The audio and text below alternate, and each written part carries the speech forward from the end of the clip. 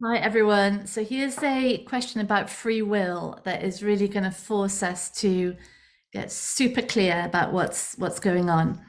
Hi Claire, I'm really enjoying them. That's our relationship course at the moment, and your podcast mini series. That's the series about resources. It's good.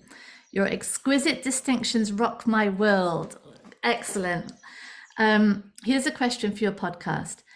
To what extent do you agree that the conscious chooser does not exist and that all choice is subconscious?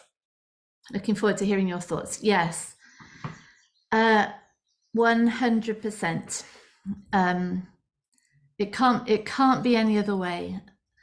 The um, the idea of a conscious choice, which means there is a separate me, and by that what we mean is a a a what I am is an independent entity, some located here within the body mind, that is independent um, of conditioning, of learning, of beliefs, of experience, really, and is able to make its own decision.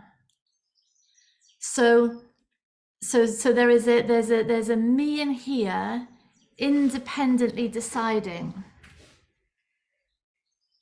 And how, and I mean, really, when we start to really examine that, and that's the whole basis really for identification, for me as separate in this external reality that is independent of me.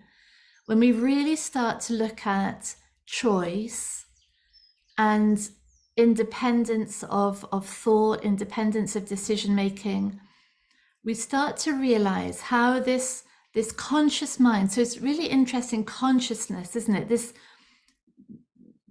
the conscious mind, this sort of alive space in which experience arises, in which content comes in. What we're saying with a independent decider is that that conscious space can decide independently of the subconscious. Like it's making its own decision. And so okay, so let's take it in two parts: the decision making and then the execution of the decision. Because the decision making,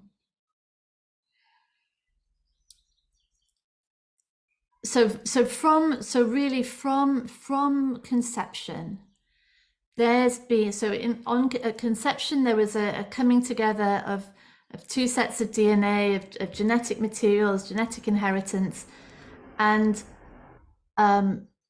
cells starting to divide within an environment. And already those cells are being influenced by the environment. Already there's an ongoing dance, an interaction between cells and uterus. And then the cells keep dividing, limbs start dividing, the cells start dividing into different functions, different organs. All the time there's this influence ongoing, which is a learning, conditioning influence. Then baby is born and instantly now surrounded by figures, instantly vulnerable, instantly needing interaction, powerful interaction with these figures around it for its survival. And the baby is wired for that interaction, wired to smile, wired to fix its beautiful big eyes on the faces, wired to mimic sounds. So my favorite thing in the world is watching babies mimic sounds. I just love it so much.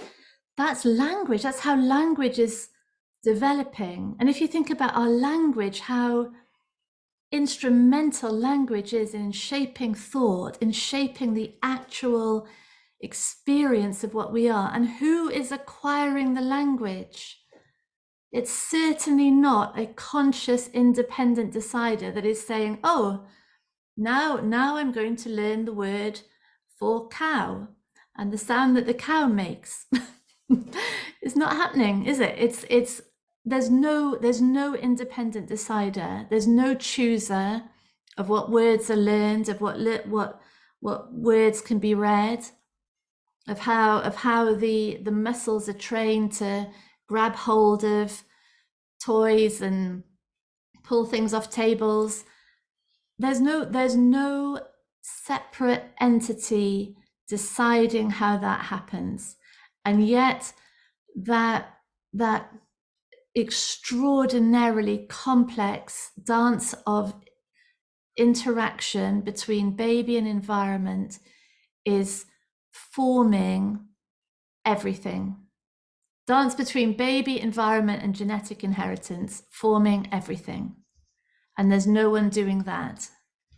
So all the beliefs, all the understanding of what I am, all the understanding of what the world is, all the understanding of what is necessary to survive, of how to get attention, how to avoid disapproval, how to get food, how to be safe, how to be heard.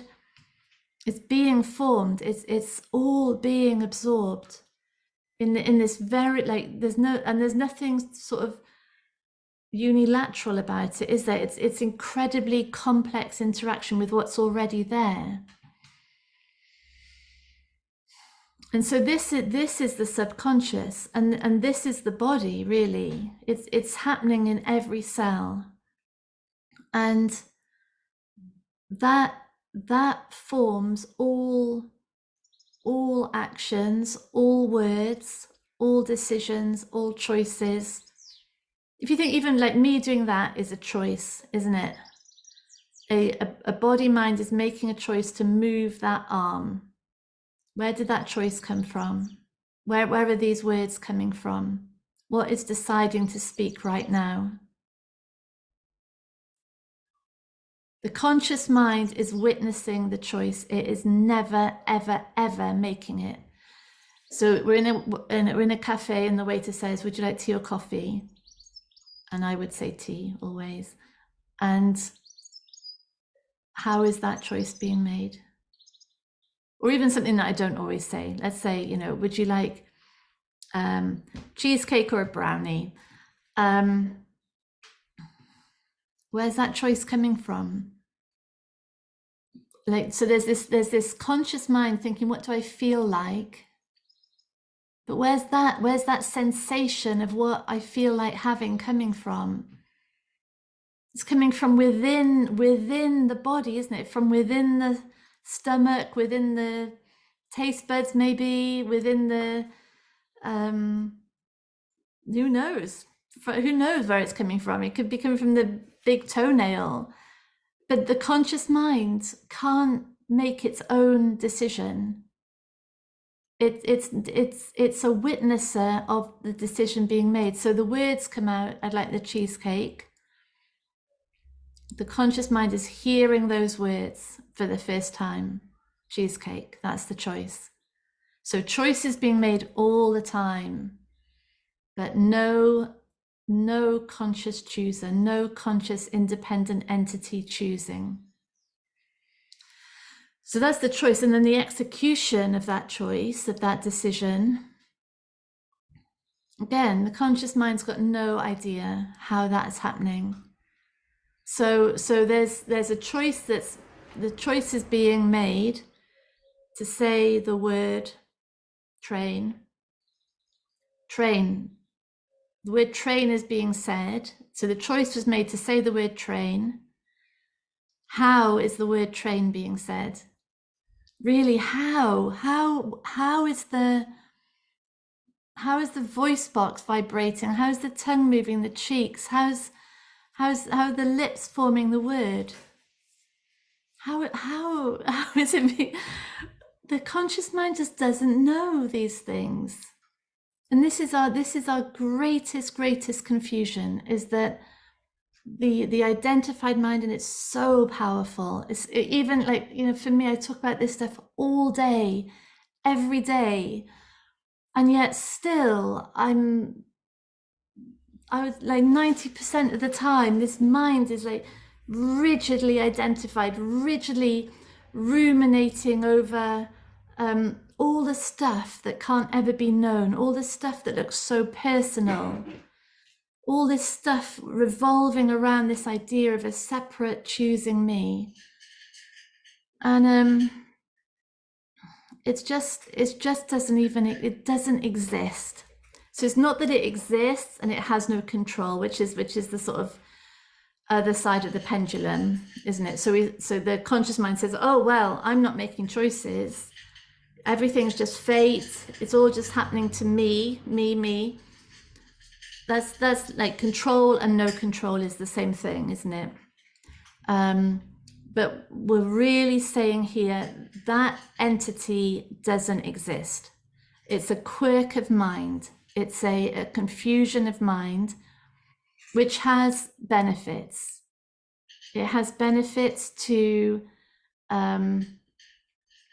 because what we're talking about really, what we are is consciousness, is intelligence, is aliveness, orientating within a temporary perception created form. So what we are is before the form, and there's this form that is programmed, made of conditioning, made of beliefs, made of understanding, and consciousness, the consciousness or the presence that we are, witnesses what that form is doing, witnesses its reactions, witnesses its emotions. And when there's no identification, then that is all just information. That's real-time data. When there is identification, look at this cat, there's no identification there. When there is identification, it's all personal, it's all revolving around the survival of me, which doesn't even feature when there isn't a deciding entity. So it's a quirk of mind. It's the insanity of our time.